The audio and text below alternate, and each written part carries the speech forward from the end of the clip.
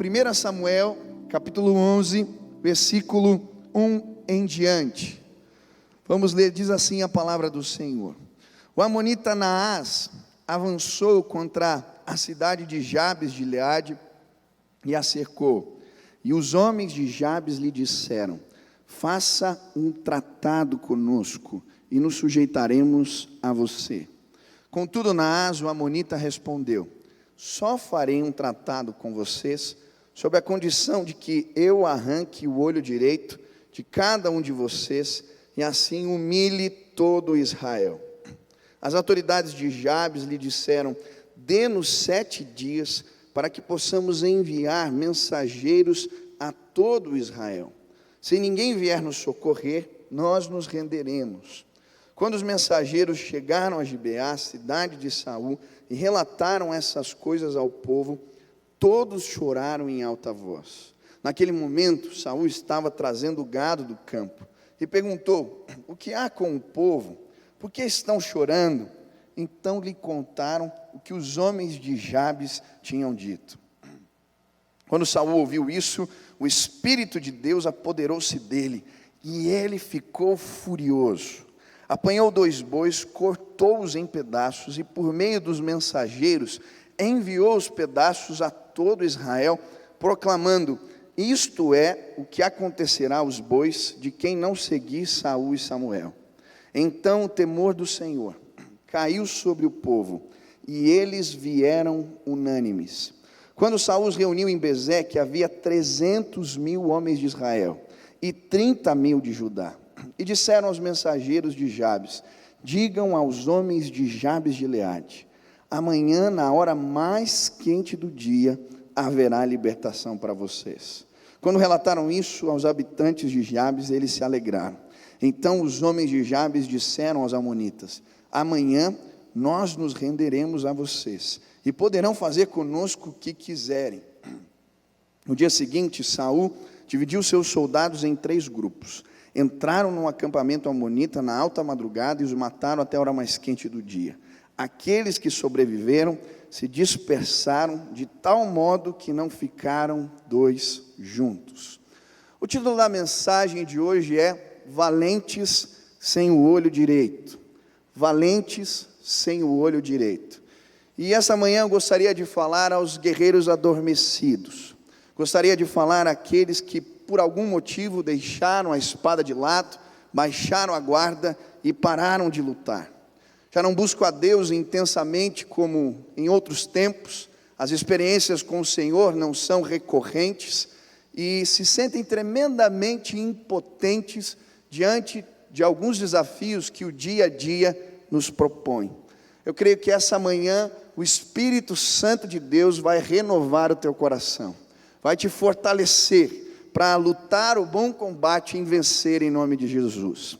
A história que nós acabamos de ler na Bíblia é uma história muito interessante. A palavra do Senhor vai dizer que a cidadezinha de Jabes de Gileade havia sido cercado pelos exércitos amonitas liderados por Naás. E o povo dessa cidadezinha, se sentindo acuados, menos preparados, impotentes para vencer a batalha, reúne uma liderança que vai procurar Naás para fazer um acordo, um tratado de paz. E ao propor o tratado, Naás faz uma proposta indecente, que se encontra no versículo 2, olha o que ele diz: contudo Naás, o amonita, respondeu: só farei um tratado com vocês, sob a condição que eu arranque o olho direito de cada um de vocês, e assim humilhe todo Israel. Olha o que ele pede. Ele fala: tudo bem, nós podemos fazer um acordo, um tratado de paz, contanto que vocês arranquem os olhos de todos os homens da cidade e me entreguem. E quando eu li esse versículo, eu fiquei me perguntando: por que é que este homem havia pedido algo assim? O que ele queria com esse pedido?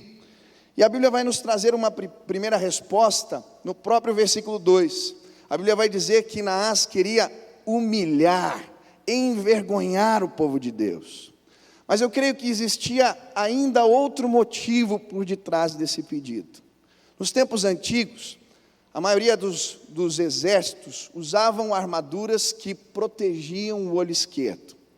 Quando as armaduras não eram assim, como a maioria dos soldados era destro, eles eram treinados para lutar empunhando o escudo no braço esquerdo, que eles usavam para proteger o olho esquerdo, levantavam no meio da face, e o olho direito ficava com um campo de visão aberto, para que eles pudessem lutar e guerrear, usando o olho direito. O que Naás queria de fato com esse pedido, era desabilitar o povo de Deus para o serviço militar. Esse era o intuito dele. E você talvez me pergunte, mas por que eles não lutavam ao contrário? Você já pensou treinar um exército todo para lutar que nem canhoto? Eu não sei aqui quem toca violão e já tentou tocar violão de canhoto. É destro e tenta tocar violão de canhoto.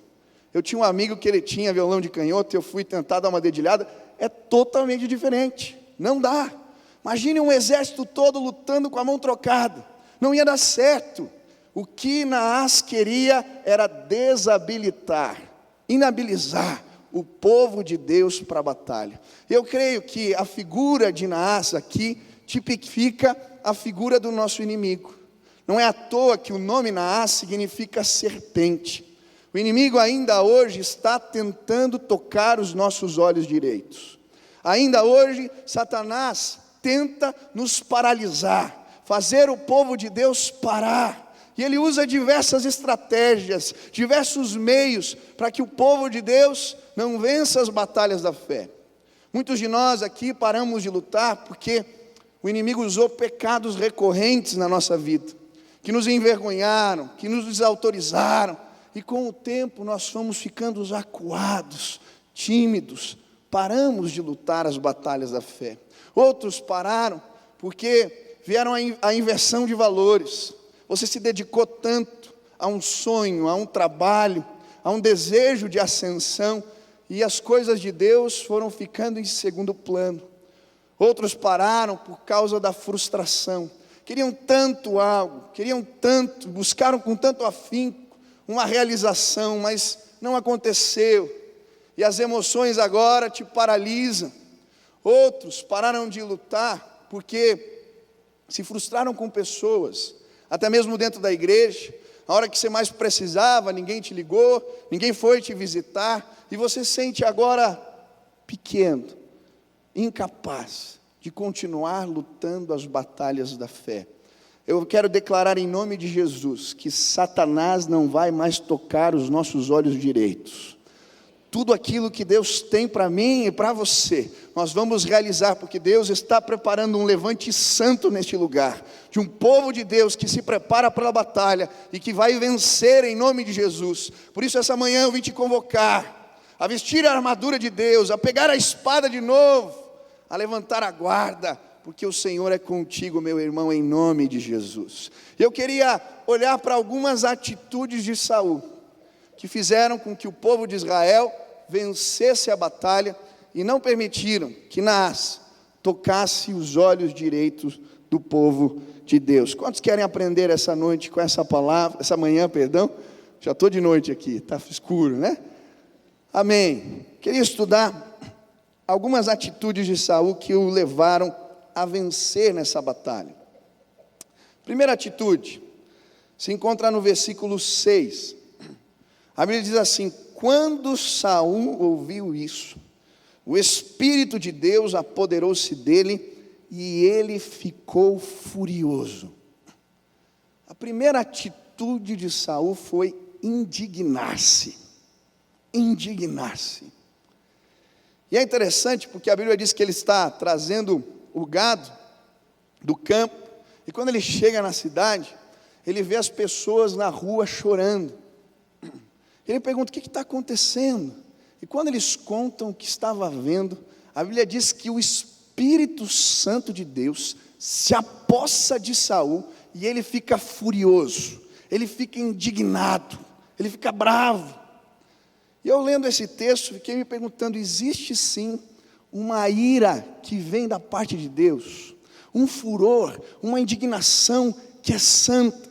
E eu comecei a pesquisar na palavra de Deus, e são vários os textos da palavra que nos dizem que nós devemos nos aborrecer do mal, que nós não devemos nos conformar com este mundo. Existe sim, E eu creio que por vezes o Espírito Santo de Deus se apossa de nós, trazendo uma ira santa, um furor que vem da parte dele, uma indignação que vem do céu. E foi isso que aconteceu com Saul. Ele disse: não, isso não vai acontecer aqui, Deus é conosco. E ele começa então a exortar o povo a se levantar pela fé. Eu não sei se você algum dia já sentiu essa indignação que vem do Espírito de Deus, essa indignação santa. Eu não sei. Há um tempo atrás eu havia terminado o culto de jovens e saí com alguns jovens para a gente comer pizza. E quando eu fui descer do carro, tinha um jovem vindo na minha direção, e ele estava andando assim, eu estava ainda sentado ao volante, e ele veio andando, trançando as pernas, completamente embriagado. E eu fiquei olhando o que ele ia fazer. Ele abriu a porta do carro na minha frente, sentou-se ao volante. Eu falei: não acredito, ele vai dirigir. E veio uma indignação santa no meu coração. Eu saí do carro, fui na janela e bati assim: meu irmão, o que você está fazendo? Ele abriu a janela e falou: o que foi? Você não vai dirigir esse carro não. Ele falou: como assim? Eu estou bem, eu estou legal. Eu falei: cara, eu vi você aqui trançando as pernas, você é jovem, você vai se matar, vai matar alguém, sai daí. Ele disse: não, eu estou legal. E aí eu peguei, abri a porta do carro assim, o menino estava tão bêbado que ele caiu na calçada. Eu falei: ei cara, você não está legal. E aí falamos de Jesus para ele, chamei os jovens, nós levamos ele para casa, e eu lembro daquela sensação, uma indignação santa.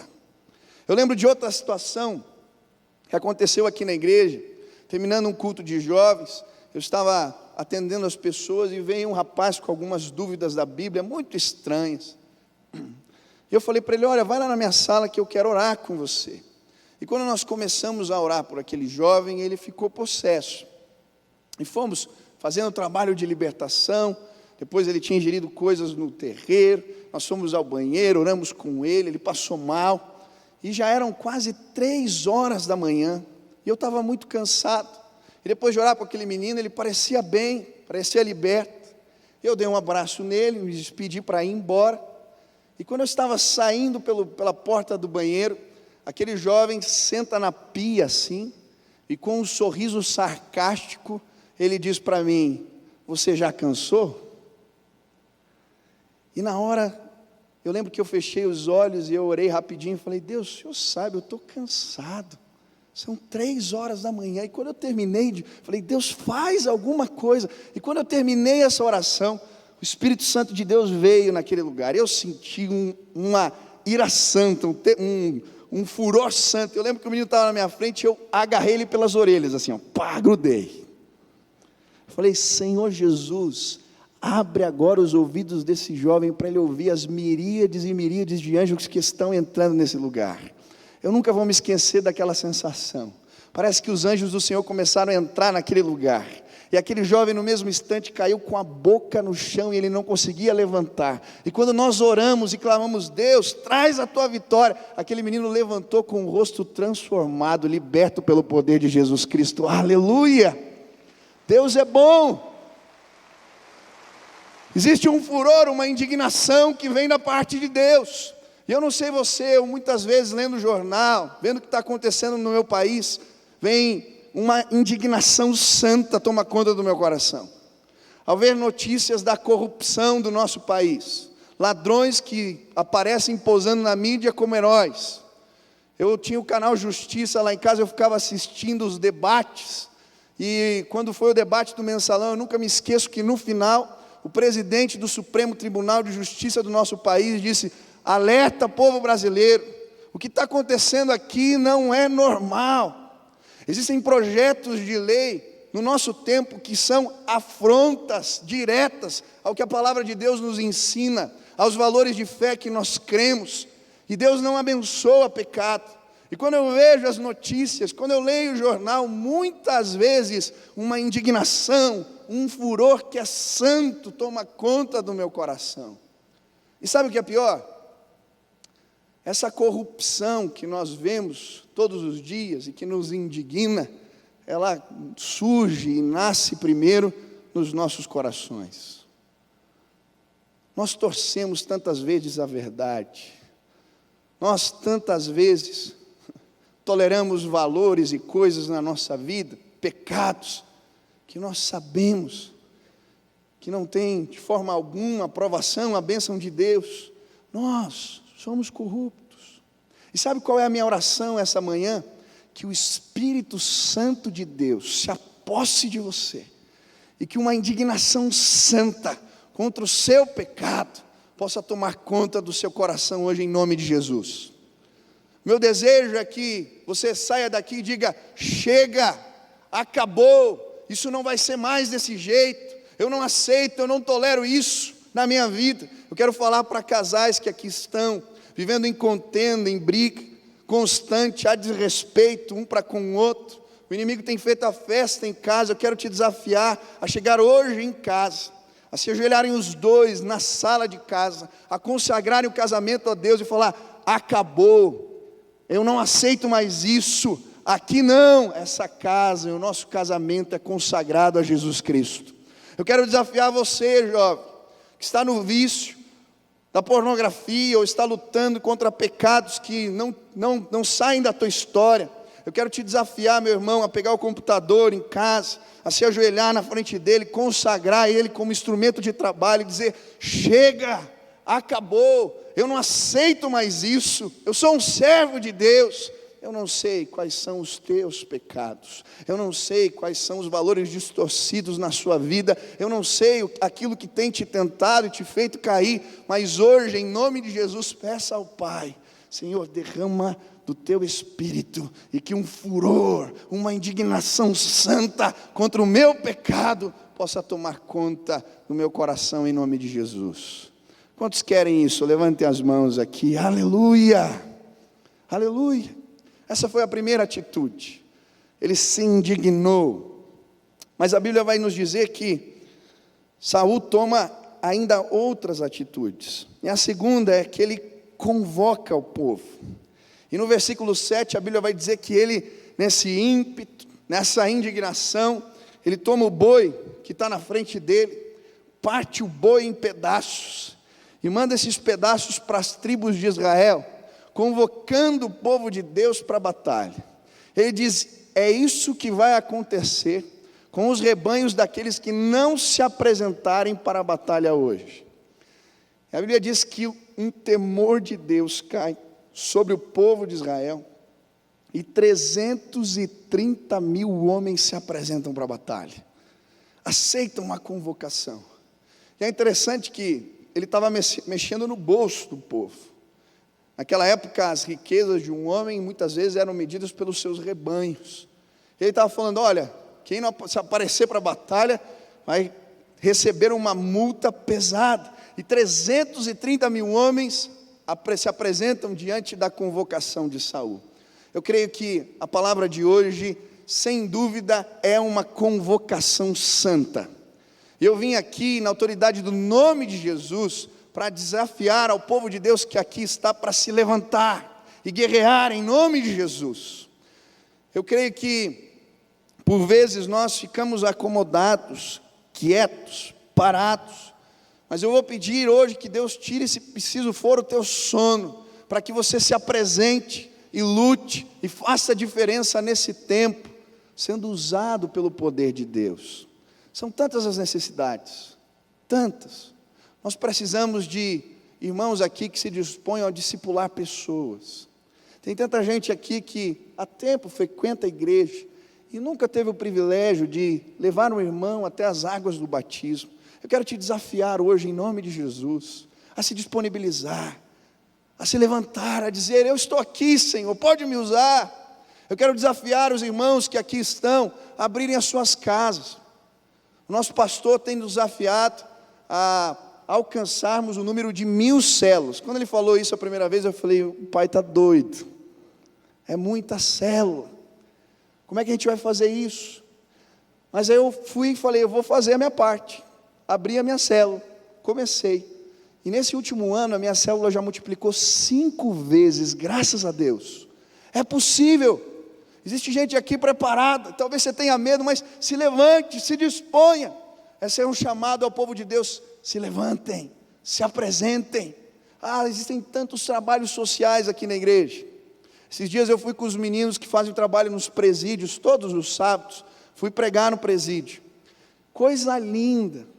Quando terminei o apelo ali, os meninos punham a mão assim pela grade, dizendo que queriam Jesus, e nós fomos um por um orando assim dentro das grades, meninos de 19, 18, 17 anos, que haviam cometido todos os crimes que você pode imaginar ali, de joelhos, chorando, clamando a presença de Deus. E aí quando eu fui embora, o jovem falou para mim: pastor, mas quem vai discipular esses meninos agora? Eu preciso de discipuladores, Deus tem feito isso toda semana. Deus quer levantar uma igreja, um povo santo. O inimigo não vai mais tocar os nossos olhos. Se apresentem, se levantem, povo de Deus. Precisamos de intercessores, precisamos de guerreiros que lutem as batalhas da fé. Deus quer usar a sua vida. Eu sei que Deus tem usado muitos aqui, mas eu creio que Deus quer te usar ainda mais em nome de Jesus. Olha para o irmão que está ao teu lado e diga: Deus quer usar você. Essa convocação é contigo. Deus quer falar contigo. E muitas vezes quando Deus nos chama para lutarmos as batalhas da fé, nós nos sentimos tão pequenininhos, tão despreparados, tão impotentes. Eu lembro que logo que comecei no ministério de adolescentes, eu orava sempre ali na garagem, pedindo a Deus direcionamento, e Deus falou para eu começar o trabalho de evangelismo nas escolas. E eu lembro que um dia eu estava saindo de casa, fui alugar um filme, e no meio do caminho eu vi um flash assim de um ônibus que parava na frente das escolas, e eu enchia de adolescente e trazia para a igreja. E aí veio uma certeza no meu coração que eu precisava comprar um ônibus. Eu preciso comprar um ônibus para começar o trabalho nas escolas. Mas aí quando eu fui ver os valores dos ônibus, eu lembro que eu me senti tão pequenininho, tão impotente. Eu tinha 20 anos, era seminarista, não tinha muita grana, e eu vi os orçamentos, 50 mil, 30 mil, 40 mil, eu falei: misericórdia.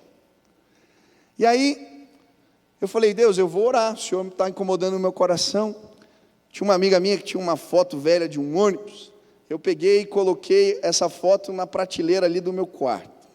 E toda vez que eu passava pela prateleira, eu olhava pela foto. Não precisa fazer igual, irmão, eu fiz só para lembrar. Eu olhava para a foto e orava: Deus, me dá um ônibus. Deus, me dá um ônibus. Deus, me dá um ônibus. E passou umas 3, 4 semanas. Um atleta ficou sabendo do projeto que eu tinha para as escolas.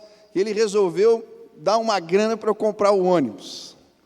E eu lembro que eu fui na loja de um irmão aqui da igreja, fui comprar um ônibus, e tinha um ligeirinho prateado, detonadão assim, aqueles que já tinham rodado tudo, mas ele servia, e quando eu entrei eu me apaixonei pelo ligeirinho, e compramos o ligeirinho. Eu lembro quando ele entrou aqui no pátio da igreja, eu dando volta, eu fiquei emocionado, eu falei: dá para começar o trabalho agora nas escolas. E eu fui falar com uma diretora de uma escola, falei para ela: olha, eu quero fazer um trabalho, a gente fala contra as drogas, assim, e ela escancarou as portas do colégio, para eu pregar o evangelho ali, para fazer o que quisesse.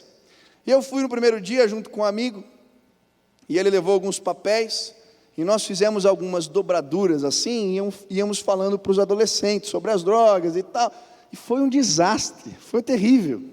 Os adolescentes pegavam os papéis, faziam bolinha, começaram a atacar um na cara do outro, virou uma bagunça na classe. Falei: meu Deus. Falei: Deus, o Senhor me chamou, e agora? E aí quando eu estava desanimado, eu vi uns meninos no fundo da sala. Eles tinham aquela roupa de mano assim, andavam estranho. Eu falei: cara, é esses caras. Deu um sentimento no meu coração: Deus vai usar esses caras. Falei: queridos, vocês podem vir aqui na frente? Eles falaram: podemos. Pode fazer uns passos aí de break para nós? E os meninos começaram a dançar. A sala toda parou para assistir. Eu falei: opa, Deus quer usar isso. Falei: vocês topam fazer isso no intervalo? Eles: topamos. Aí a diretora colocou uma música lá, os meninos começaram a dançar no pátio. Parou a escola para ver os meninos. Eu peguei uma cadeirinha, subi na cadeira e comecei a falar: olha, contei a história do ônibus. Jesus me deu um ônibus. O ônibus vai parar aqui hoje à noite. Quem quiser ir na igreja, foi milagre. Contei toda a história. Entra no ônibus e eu vou levar vocês para a igreja. Queridos, eu nunca vou esquecer. Aquele ônibus veio tão abarrotado, tão lotado de adolescente para a igreja. E nós começamos um trabalho naquela escola. E um dia, nós estávamos ali com os meninos dançando break, o pessoal do skate, e a escola parado para assistir. E os meninos que estavam passando na rua, começaram a subir no muro para ver o que estava acontecendo na escola. E eu subi de novo na cadeirinha e comecei a falar de Jesus. E naquele dia, tantos adolescentes se converteram. Os meninos que estavam do lado de fora, colocavam a mão pela grade assim, e diziam: eu também quero Jesus, eu também quero Jesus, eu também quero Jesus. E foi tão lindo, tão tremendo. Quero dizer para você, talvez Deus tenha te chamado para fazer algo que você se sente incapaz. Vai pela fé que o Espírito Santo de Deus vai na tua frente, e coisas tremendas do poder de Deus vão acontecer sim, em nome de Jesus. Deus quer usar a sua vida, Deus quer usar a minha vida. Se levantem, povo de Deus, se apresentem. O inimigo não vai mais tocar os nossos olhos, em nome de Jesus. Deus quer te usar. Esta é uma convocação santa. Saul, ele se indigna, ele convoca o povo, mas a terceira atitude de Saul é que ele promove unidade. E no final do versículo 7, a Bíblia vai dizer assim: então o temor do Senhor caiu sobre o povo, e eles vieram unânimes. E eles vieram unânimes. A terceira atitude de Saul é promover unidade. E é interessante que, ao lermos a história do povo de Israel, nós vamos compreender e enxergar que no meio do povo haviam diferenças, haviam animosidades, havia problema.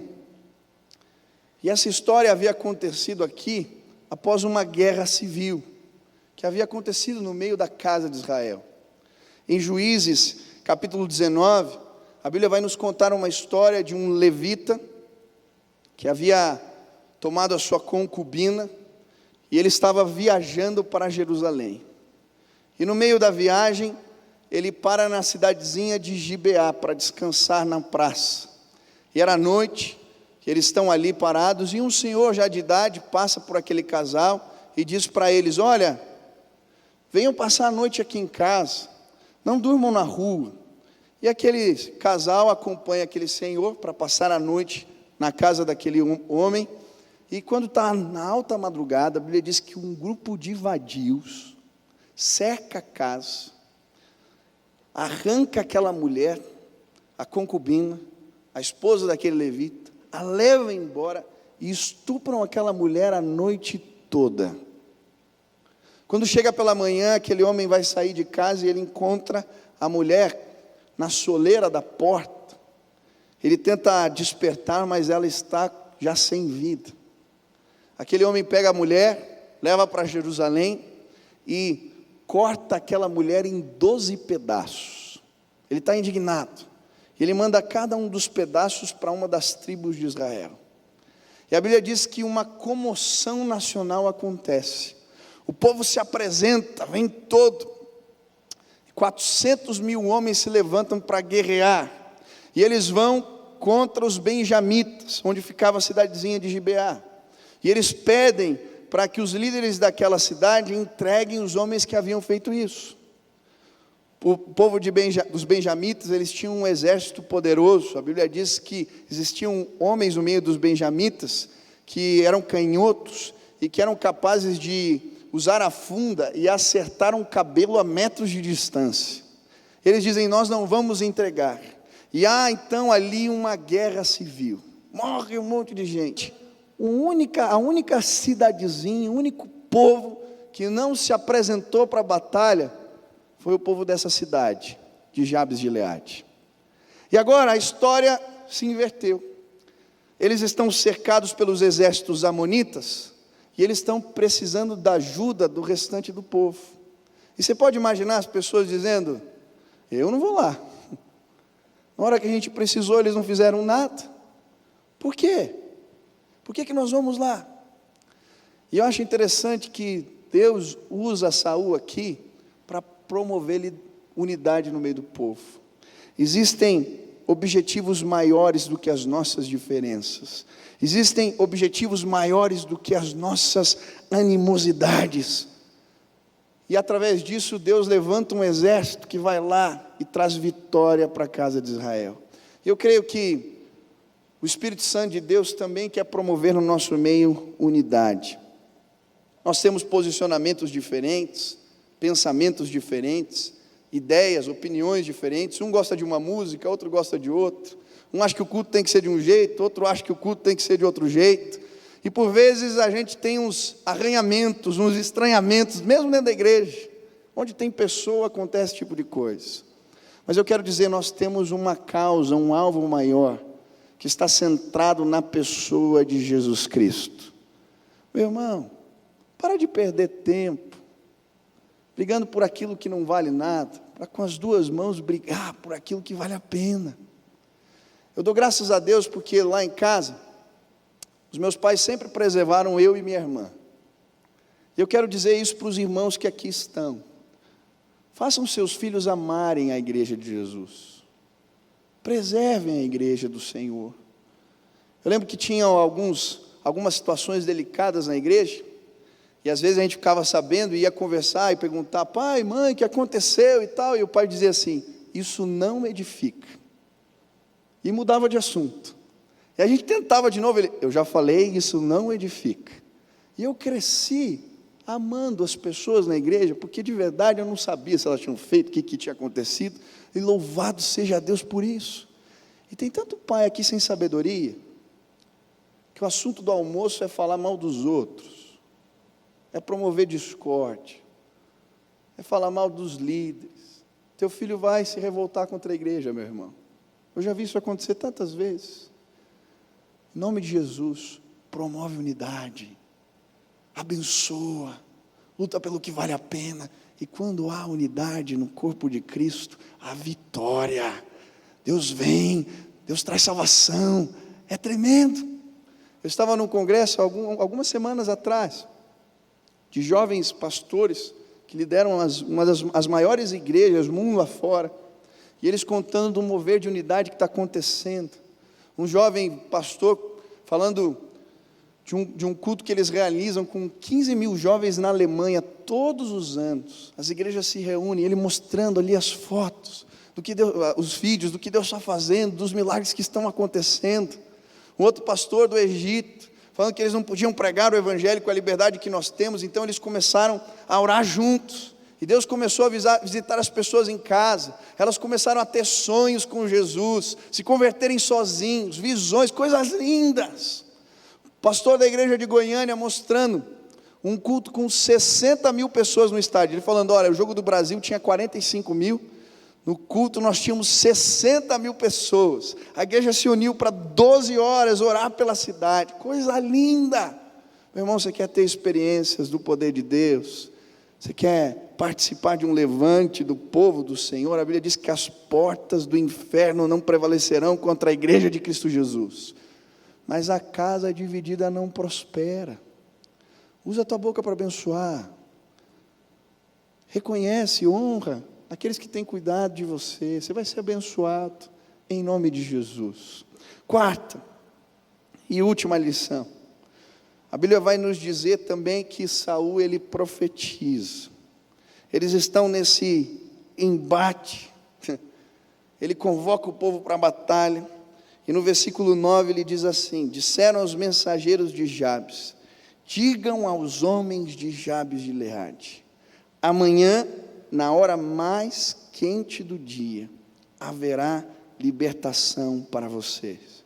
Amanhã, na hora mais quente do dia, haverá libertação para vocês. Ele reúne o exército, reúne o povo que está desanimado, e a última atitude é, olha, eu vim aqui dizer para vocês que amanhã, na hora mais quente do dia, haverá libertação para vocês. Eu creio que o Espírito Santo de Deus me trouxe aqui essa manhã, para ser um mensageiro de esperança, para que eu venha profetizar na sua vida, e eu vim aqui hoje dizer que amanhã, meu irmão, haverá libertação para você em nome de Jesus. Casal, você que está lutando aí, meu irmão, para manter o teu casamento vivo, a chama do amor ardendo, eu quero dizer, não desiste não, se apega no Senhor, porque amanhã Deus trará a libertação para vocês. Eu vim dizer aqui, jovem, Você que está lutando contra um vício, contra um pecado, está difícil, você está desanimado, se levanta em nome de Jesus, não desiste, porque amanhã Deus trará libertação para você. Eu quero falar aos pais que aqui estão e seus filhos estão afastados dos caminhos do Senhor, estão longe de Deus, e às vezes você ora, mas parece que nada acontece, você está desanimado. Eu quero te dizer, continua firme, se apega no Senhor, porque amanhã Deus trará libertação para você. Você que é o único em casa, o único que serve a Jesus, tua família não te entende, é difícil, você tem valores que eles agora não compreendem. Eu quero te desafiar em nome de Jesus, não desiste não, se apega no Senhor, porque amanhã Deus trará libertação para você em nome de Jesus. É tão tremendo quando Deus usa pessoas para renovar a fé e a esperança no nosso coração. Quando tem gente que profetiza na nossa vida e a gente vê Deus fazendo a obra. Eu lembro de um acampamento alguns anos atrás que eu participei. Eu era adolescente e tinha ficado para cuidar de um quarto de juniores, de crianças. E todos os dias nós fazíamos as devocionais. E eu combinei com os meninos assim, falei, olha, quem vai fazer os momentos de oração aqui são vocês que vão cuidar. E aí era gostoso porque as crianças de 8 a 10 anos, uma a uma elas iam falando dos pedidos, e no final, um dos meninos, uma das crianças orava pelos pedidos de oração. E logo no primeiro dia, quando a gente começou a fazer os pedidos, o menininho começou a chorar. Ele tinha 8, 9 anos, o nome dele era Gabriel, e ele começou a chorar. Ele começou a dizer, olha, eu quero que vocês orem por mim, porque eu tenho diabetes, e eu tenho que tomar injeção toda noite, e eu não gosto de injeção. Eu queria que vocês orassem para eu não ter que tomar injeção aqui. E aí tinha um menininho no meio do grupo, pequenininho assim, ele levantou o dedinho para o Gabriel e falou, está escrito na Bíblia que Jesus levou na cruz as nossas dores e as nossas enfermidades. Eu vou orar por você, você vai ficar bom. Eu falei, misericórdia. Mandei as crianças fazerem um momento de oração, eles têm fé, mas eu não. E aí nós oramos ali, e era interessante porque o Gabriel ele tinha uma maquininha, e ele tinha que fazer o exame para ver a glicemia no sangue. Então a gente furava o dedinho, punha na fitinha, se desse acima de 100, ele tinha que tomar a injeção, se desse abaixo ele não precisava. E aí foi o primeiro dia, nós reunimos as crianças em volta da cama do Gabriel, espetamos o dedinho dele, colocamos na fitinha, a fitinha ali na maquininha, deu abaixo de 100, foi uma festa, as crianças, aê, Deus fez, Deus ouviu. E aí foi no segundo dia, reunimos o Gabriel de novo, fizemos o exame, e aí deu abaixo de 100, festa de novo no quarto, e foi assim segunda, terça, quarta, quinta, sexta-feira era o último dia de acampamento, as crianças já estavam acostumadas com o milagre. E aí naquele dia, quando nos reunimos em volta da cama, e oramos pelo Gabriel, eu fiz o exame e deu 147, as crianças ficaram meio cabisbaixas, não entenderam o que aconteceu. Eu peguei o Gabriel na mão, e a gente cruzou ali o acampamento, tinha que ir lá na geladeira pegar a insulina, e eu fui orando em voz baixa, em pensamento, falando, Deus, honra a fé desses meninos, faz algo aqui. E nós cruzamos o acampamento, chamamos a enfermeira, e ela foi aplicar a injeção. Eu falei, Gabriel, você topa orar mais uma vez? Vamos orar de novo? Você crê que Deus pode fazer algo? Ele disse, eu creio. E nós oramos juntos, mais uma vez. Terminamos de orar, e quando a gente foi fazer o examezinho, deu 80 e pouco. Eu lembro que eu voltei com o Gabriel, ele de mãozinha dada comigo assim, e o Gabriel chorando, ele dizia, Jesus me ama, Jesus me curou, ele ouviu minha oração. Eu ia cruzando acampamento chorando, que Deus é bom. Quando a gente chegou no quarto, o Gabriel contou para as crianças, e aquele menino que tinha orado para ele, eu não te falei que Deus ia fazer? Eu já sabia. E foi uma festa no quarto. Como é tremendo, Deus usa até crianças para profetizar na nossa vida, para dizer que amanhã Deus trará libertação para nós. Alguns meses atrás eu fui pregar numa igreja, e eu contei essa história. Sabe quem estava lá? O Gabriel. O pessoal apontou: ele está aqui, pastor. E ele assinou para mim: ô Gabriel, você está aqui. E aí ele foi lá na frente, nos abraçamos, e ele falou assim: pastor, os médicos diziam que eu não ia crescer muito por causa da diabetes. Eu tenho quase 2 metros de altura, louvado seja o nome do Senhor. Eu vim aqui dizer para você: amanhã Deus trará libertação para você. Amanhã Deus trará libertação para você. Baixe tua cabeça, feche os teus olhos. Eu quero orar por você, meu irmão. Deus quer levantar guerreiros de oração, homens que usam seus dons para a manifestação da glória de Deus. E talvez pelas situações da vida você desanimou. De certa maneira o inimigo tem tentado tocar o teu olho direito. Mas hoje aqui nós vamos clamar, e o Espírito Santo de Deus vai encher teu coração de indignação contra o pecado.